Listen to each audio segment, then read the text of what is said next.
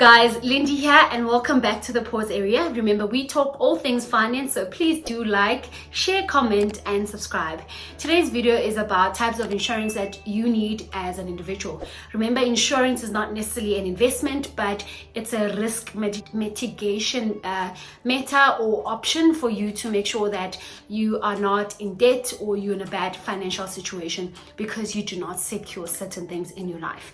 Number one, it will be your car insurance. We did a video on how to shop for car insurance or the things that you need to consider. So remember to always have car insurance when you do have a car.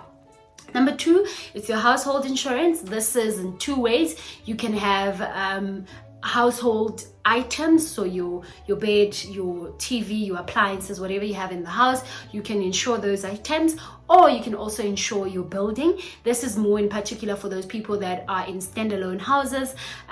Should something happen, maybe a fire or a break-in or like something catastrophic or like an earthquake that happens to your house, make sure that you can have the building insured. If you are living in a complex, make sure that you check to your body corporate and see what type of insurance you have as a complex.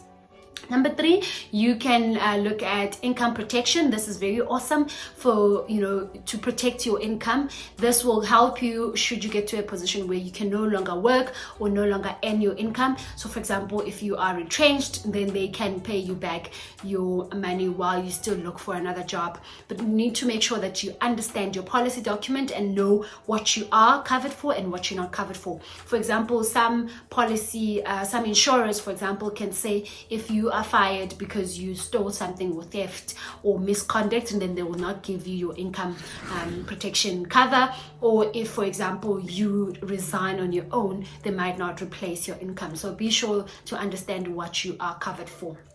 Another one, which is number four, would be your business insurance. If you have a business already, make sure that you insure your business, because if something should happen, like what has been happening in South Africa, where there is looting and damage to the property, would you be able to, go back to a position where your business will be functioning, or would you be forced to close? So business insurance would help you with that.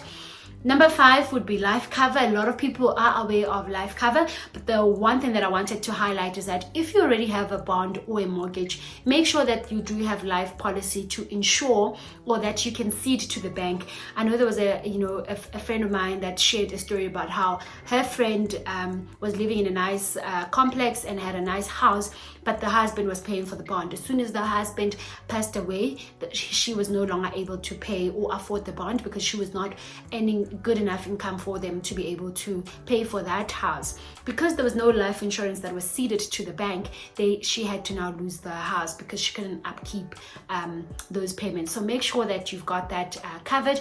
And obviously, with your life insurance, you can set up situations where if your beneficiaries are kids, you maybe set up a beneficiary fund that will either give a lump sum to your children when they get into age of 18 or 21 or whichever terms you want to put in place, so that they are also able to live their life while you're not there. But another thing, make sure that you educate your children or your beneficiaries about the policies that you have and money, so that they don't blow it, because we've seen episodes where children were left with life cover and then the children just ate it and blew it, and as opposed to that money helping them progress in life, it was actually did the reverse.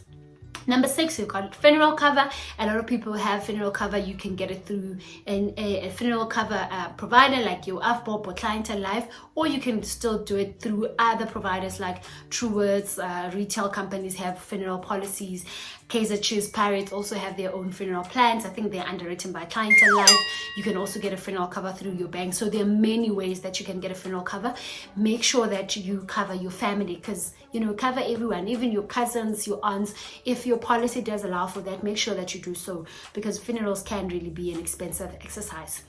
Number seven will be your medical aid or health insurance. So health insurance will be like your Discovery Primary Care or Momentum Health for me. That's there to cover certain day-to-day options that you may need, like going to the GP, buying over-the-counter medication, or just managing your chronic conditions.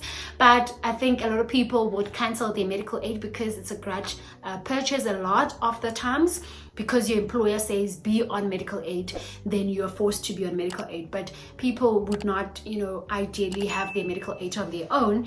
But I just wanted to re-emphasize the importance of making sure that your health is fine, because your health is the one thing that you need to make sure is always intact.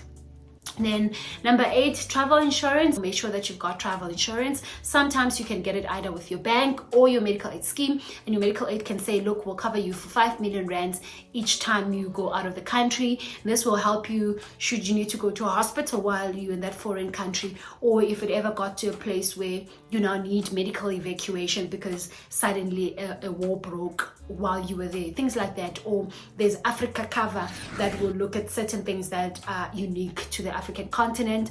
Obviously, when you get your insurance, especially with your medical aid, they will look at whether you've got a Schengen or non-Schengen visa. But at the end of the day, make sure that if you are going to travel overseas, you do have insurance for that. And lastly, number 9 will be your disability or dread disease cover. This is should you be diagnosed with a dread disease, like for example cancer,